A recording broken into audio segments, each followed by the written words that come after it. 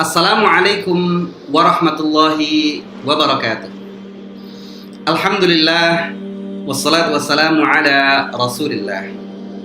Amma ba'du. Anak-anakku sekalian yang dirahmati Allah Ta'ala, suatu kesyukuran sekali kita masih dapat melanjutkan aktivitas kita.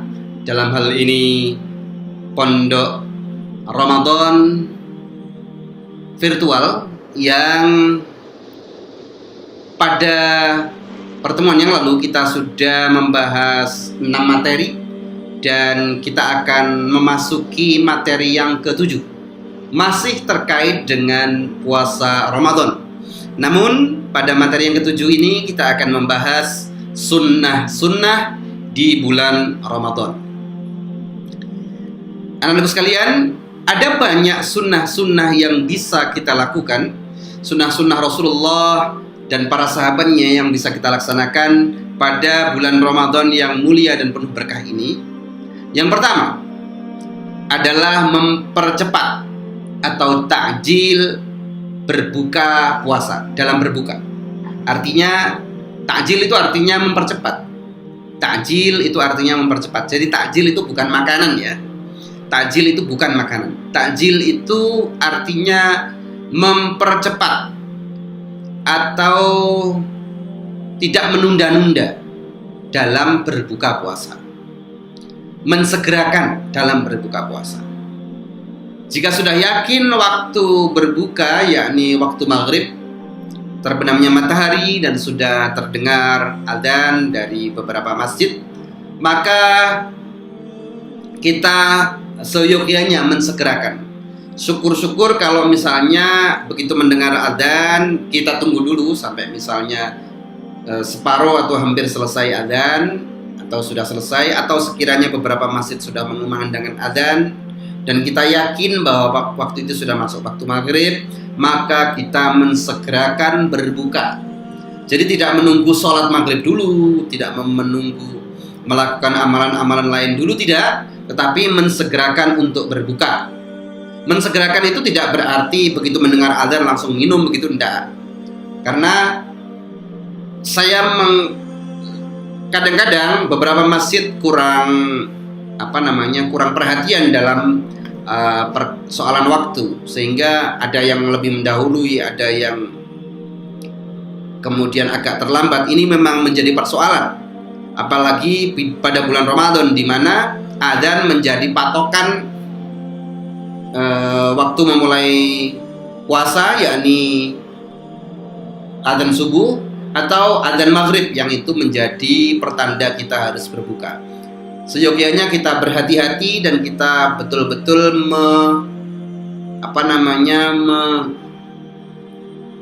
memperhatikan betul akan waktu subuh dan waktu berbuka atau waktu maghrib di bulan puasa ini, sehingga tidak ada hal-hal yang tidak perlu yang dapat merusak puasa Ramadan kita.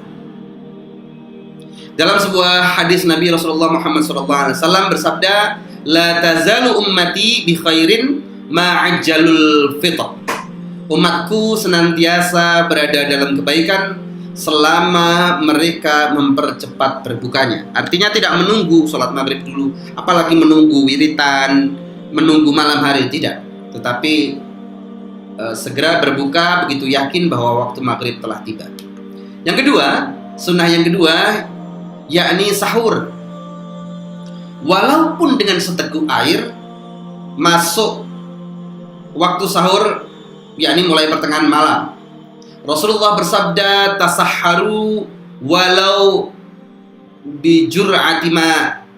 Bersahurlah walaupun dengan seteguk air. Dalam hadis yang lain, tasahharu fa inna fis sahuri barakah.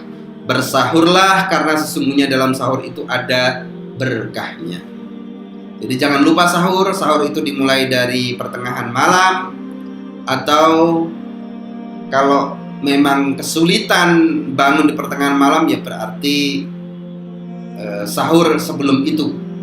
Tapi yang utama, yang menjadi sunnah adalah sahur setelah pertengahan malam. Sahur setelah pertengahan malam, sehingga Kita nanti setelah selesai bersahur tidak menunggu beberapa lama, sudah datang waktu subuh, yang di situ kita start waktunya untuk berpuasa. Selanjutnya, sunnah lain dalam bulan Ramadan adalah mengakhirkan sahur di akhir malam. Disunahkan untuk berhenti makan sebelum terbitnya fajar atau sebelum subuh, seukuran membaca 50 ayat, antara 10 sampai 15 menit lah, atau seperempat jam. Hal ini berdasarkan hadis riwayat Zaid, kami sahur bersama Nabi Muhammad SAW, kemudian beliau berdiri untuk salat.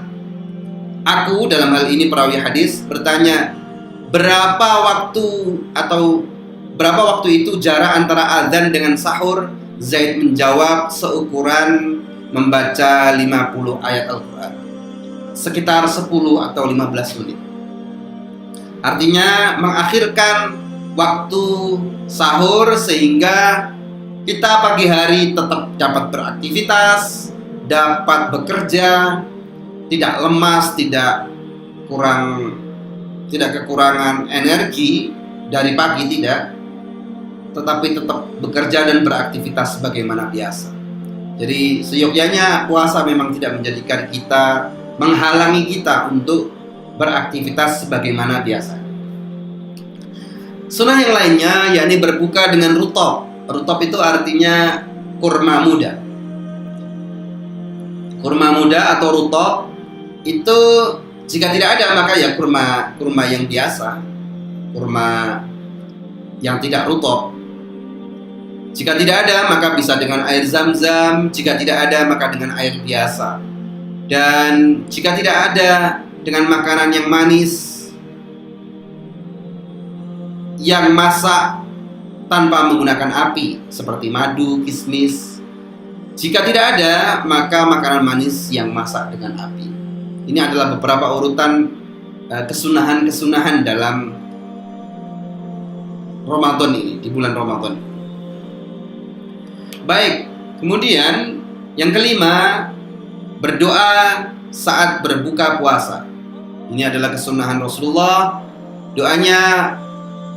Doa lafal terpendeknya adalah Allahumma laka sumtu wa bika amantu wa ala rizqika aftartu. Selain teks doa di atas, terdapat riwayat yang lain tentang doa Rasulullah, seperti misalnya Zahabal dhama'u wabtallatil uruqu wa thabatal ajru insyaallah. Beberapa umat Islam menggabungkan doa ini, Allahumma laka sumtu wa bika amantu wa ala rizqika aftartu dhahabat dhama'u wabtallatil uruqu wa thabatal ajru insyaallah. Tidak apa-apa, sangat baik. Itu adalah kesunahan-kesunahan yang perlu untuk kita lestarikan di bulan Ramadan yang penuh berkah. Terkait dengan fadilah doa saat berpuasa, Rasulullah bersabda, "Thalathatun la turaddu da'watuhum as-sa'imu hatta yuftiru wal imamul 'adilu wa da'matul mazlum." Ada 3 orang yang doanya tidak ditolak oleh Allah. Doanya tidak ditolak oleh Allah, yakni orang berpuasa sampai ia berbuka, yakni dari subuh sampai maghrib, dan imam yang adil, serta orang atau doa orang yang terzalimi. Maka kita perlu berhati-hati, jangan sampai menzalimi orang sehingga ia mendoakan keburukan. Na'udzubillah. Kesunahan yang keenam adalah memberi makanan untuk orang yang berbuka atau iftar shaimin. Jadi iftar shaimin atau memberi makanan untuk orang yang berbuka, pahalanya sangat besar sekali. Pahalanya sama dengan kita mendapatkan pahala orang yang berpuasa, tanpa mengurangi pahala yang orang tersebut dapatkan. Jadi kalau kita memberi iftar atau memberi menu buka puasa, makanan buka puasa, maka kita dapat pahala sebagaimana pahalanya orang yang berpuasa, di mana pahala itu tidak mengurangi pahalanya yang bersangkutan. Sungguh luar biasa, dan ini akan dilipat gandakan berkali-kali karena ini adalah bulan penuh dengan keberkahan. Yang ketujuh, Jika berhadas besar, disunahkan mandi janabah sebelum terbit fajar. Bagi suami istri, apabila melakukan hubungan suami istri di malam hari, hendaknya sebelum subuh sudah mandi besar, sudah mandi janabah, sehingga waktu subuh datang kondisinya sudah bersih dari najis ataupun dari hadas kecil dan besar. Kemudian hadis sunnah ke-8, yakni mandi di malam hari setiap ba'da maghrib.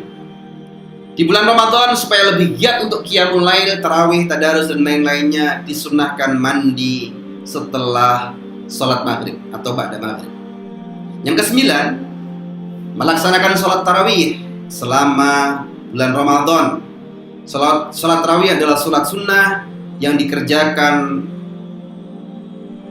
setelah selesai sholat isya, ya. Setelah selesai sholat isya, umumnya di Indonesia dikerjakan antara 8 rakaat ditambah witir 3 rakaat, atau yang utama 20 rakaat dan ditambah witir 3 rakaat, jadi 23 rakaat.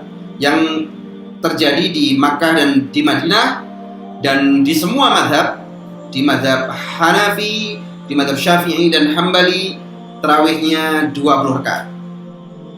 Adapun di mazhab Maliki berbeda, tarawihnya tidak 20 tetapi 36 rakaat. Ditambah witir 3 berarti 39. Ada perbedaan karena mereka mazhab Hanafi umumnya yang merupakan mazhabnya ahli Madinah tidak mau kalah dengan orang-orang Makkah yang pada saat tarawih itu biasanya setelah setelah 4 rakaat itu kemudian tawaf, 4 rakaat kemudian tawaf, karena yang di Madinah tidak bisa tawaf maka jumlah rakaatnya itu ditambah. Saya kira ini adalah bentuk dari berlomba-lomba dalam kebaikan, semakin banyak semakin baik. Dan apabila mau menambah lagi tahajud atau qiyamul lail di rumah, maka itu sangat baik sekali.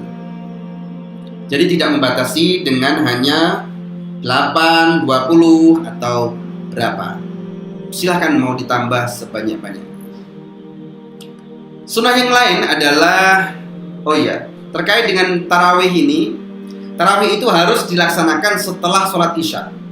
Jadi apabila ada makmum, anak-anakku sekalian, apabila ada yang datang ke masjid terlambat, sholat isyanya sudah selesai, maka anak-anakku harus sholat isya dulu. Jadi jangan langsung ikut tarawih, ini salah. Ada yang ikut tarawih dulu belum sholat isya, ini salah. Jadi tarawih dulu, sholat isya dulu, baru kemudian ikut tarawih. Sholat isyanya boleh makmum dengan imam yang sedang tarawih, boleh.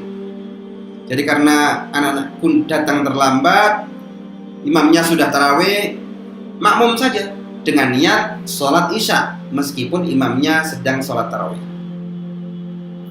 Itu tidak apa-apa. Jadi yang menjadi persoalan itu kan kalau kita makmum sholat isya, imamnya sedang sholat jenazah misalnya, atau sholat ghaib, di mana sholat ghaib itu tidak ada rukuk dan sujudnya, hanya takbir saja 4 kali kemudian salam, maka tentu tidak bisa makmum sholat isya kepada imam yang sedang sholat jenazah atau sholat ghaib. Tapi kalau dia sholat tarawih itu diizinkan untuk kita bermakmum sholat isya. Jadi setelah imamnya 2 rakaat tarawih salam, kita berdiri melanjutkan menambah 2 rakaat. Kemudian yang ke-10, senantiasa melaksanakan sholat witir. Sholat witir pada bulan Ramadan mempunyai kekhususan hukum, yaitu 1. Disunahkan untuk dilaksanakan secara berjamaah, 2. Disunahkan bagi imam untuk memperkeras bacaannya, dan disunahkan untuk membaca kunut pada separuh bulan Ramadan. Kesunahan-kesunahan ini terjadi pada bulan Ramadan saja. Pada bulan Ramadan saja. 11. Memperbanyak membaca Al-Quran. Rasulullah adalah orang yang paling baik dalam melakukan kebaikan dan paling baik dalam Ramadan saat ditemui oleh Jibril yang membacakan Al-Quran kepada Nabi Muhammad SAW. Artinya, jadikanlah bulan Ramadan ini bulan Al-Quran, bulan puasa, bulan sedekah, dan bulan-bulan amal baik. Dan bulan amal-amal baik. Yang ke-12, memperbanyak melakukan kesunahan-kesunahan seperti sholat rawatib, sholat duha, sholat tasbih, dan sholat sunnah-sunnah lainnya. Sholat sunat itu tidak terbatas. Boleh kita melakukan 20 rakaat satu hari, 50 rakaat satu hari, 100 rakaat satu hari, 200 rakaat satu hari, boleh saja. Karena sholat-sholat itu yang dilarang waktunya saat sholat adalah setelah sholat subuh hingga matahari setinggi tombak, dan setelah sholat asar hingga terbenamnya matahari. Itu saja. Selebihnya boleh sholat sunnah apa saja sepanjang waktu. Kemudian 13, memperbanyak amalan-amalan soleh seperti sedekah, silaturahim, menghadiri majelis ta'lim, pengajian, i'tikaf, umroh, menjaga hati dan anggota tubuh dari perbuatan yang dilarang oleh Allah, memperbanyak doa, memperbanyak istighfar, dan lain-lain.